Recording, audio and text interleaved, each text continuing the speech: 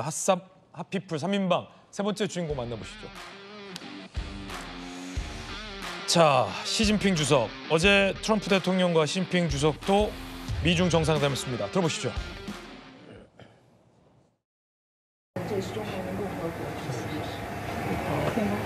Good to meet you. And we're going to have a very successful meeting, I have no doubt. But he's a very tough negotiator. That's not good.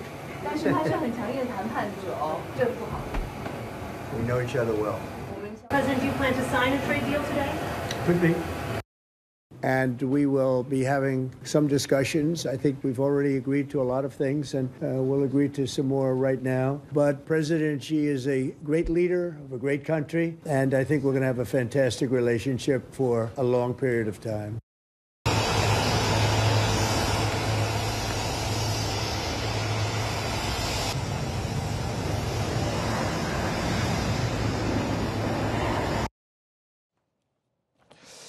이 미중 정상 간의 회담은 6년 4개월 만의 회동입니다.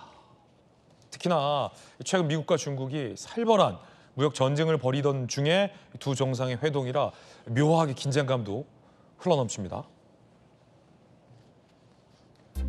자, 트럼프 대통령 45분 먼저 도착, 19초 악수, 귓속말. 둘 다 70대, 6년 4개월 만에 만남, 100분 만에 종료, 미국과 협력할 준비돼 있다, 친구 돼야 된다, 시 주석.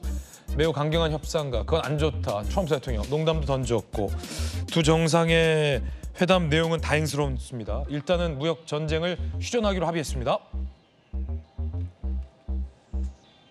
자, 미국은 펜타닐 관세, 일명 펜타닐 관세 인하, 중국도 히토류 공급을 유지하겠다라는 것이 가장 큰 서로에게 아킬레스건이었는데 한 발씩 양보했어요. 중국 전문가 박정호 의원님, 다행입니다. 예, 그럼요.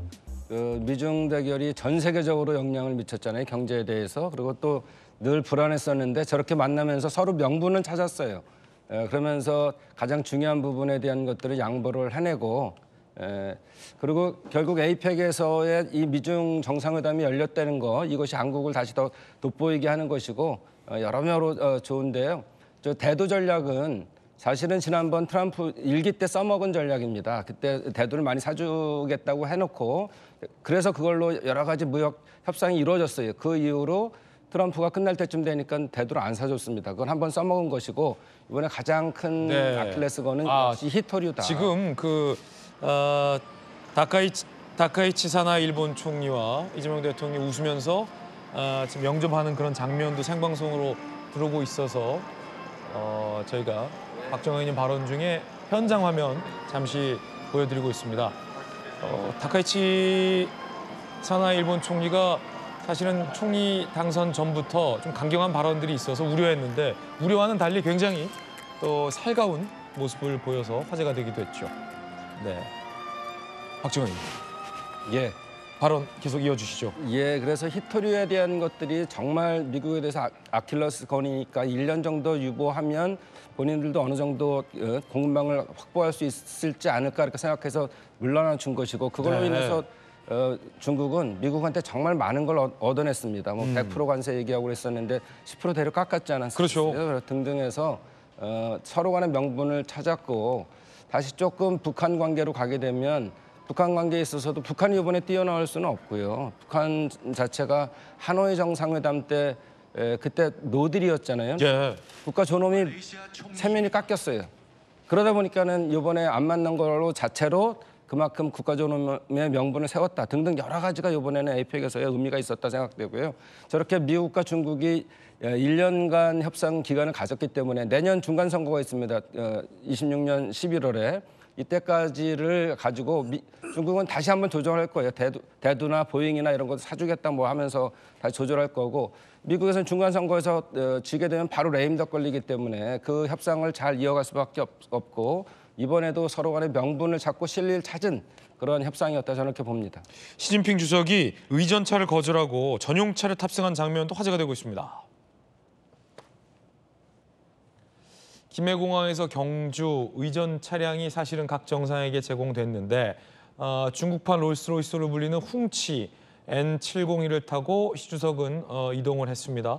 방탄 방포 기능, 연간 생산량 5대, 최소 10억 원에 추정되고 트럼프 대통령도 전용차 더 비스트를 타고 왔기 때문에 같은 조치로 해석이 되고 있고요. 내일 우리는 한중 정상회담이 예정이 돼 있습니다. 자, 전성 원장님, 네. 한중 정상회담도 우리가 잘 해야 돼요. 그 시진핑 주석의 표정을 보면은 좀 그렇게 밝지만은 않습니다. 밝지만은 않아요. 지금 뭐 트럼프 만날 때도 그렇고 한중 관계 맥락에서 보게 되면은 그 시진핑 주석이 한국을 출발하면서 우리가 임진왜란 때 같이 싸운 동맹이다 이렇게 얘기하지 않았습니까? 그거는 이제 이재명 정부에서 이제 안미 안보 미국 그 경제 중국에서 안미 경미 경제까지 중국으로 간다고 그러고 이제 이렇게 방향을 트니까 중국 쪽에서는 아니 경제도 중국이고 안보도 중국이야. 어? 이렇게 이제 그 의사표현을 한 거 아니겠어요? 그런데 그 와중에 우리 이재명 대통령이 핵 추진 잠수한 얘기를 하면서 중국 견제가 필요하다 이렇게 얘기를 하고 나오니까 중국으로서 상당히 좀 깜짝 놀랐을 겁니다. 사실 중국 당국은. 그래서 이제 내일 그 한중 정상회담에서 어떤 얘기들이 나올지 좀 많이 궁금해지고 있는데 지금 전체적인 방향이 지금 미국과의 정상회담도 마찬가지로 트럼프 대통령은 한 서너 시간 할 거라고 얘기를 했어요. 이번 전에. 그리고 또 이미 말레이시아에서 그 실무진이 합의를 했었고 협상을. 그래서 뭔가 좀 더 큰 틀에 좀 명확한 합의가 나올 거라고 예상을 했었는데 지금 결과는 그냥 봉합이거든요. 그냥 타협이고 봉합이고 급한 불만 껐습니다. 그래서 이제 시진핑 주석으로서는 여러 가지가 좀 불만족스러운 요소가 많을 것 같아요. 다만 한 가지 우리가 이번에 이제 주목해야 될 것은 북한 문제와 관련해서 시진핑 주석이 트럼프를 초청을 해서 내년 4월 달에 시진핑이 중국을 방문하도록 그렇게 결정이 됐습니다. 이거는 발표가 됐어요.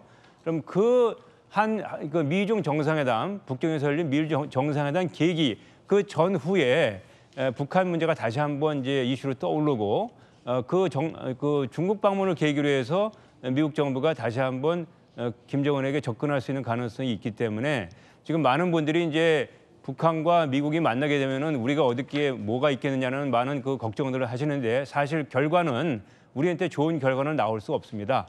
다만 우리가 이제 남은 시간에 해야 할 일들은 나쁜 결과를 예상을 하고 그 나쁜 결과가 더 나빠지지 않게 그 나쁜 결과 여파를 최소화할 수 있게끔 우리가 대정책, 대북 정책을 좀 잘 해야 될 필요가 있겠다 이런 생각을 하게 됩니다. 대책을 마련할 때다라는 말씀까지 전해드렸습니다. 전성원 원장님 모시고 에이펙에서 주목받은 이 3명의 주인공과 또 중요한 안보 이슈까지 짚어봤습니다.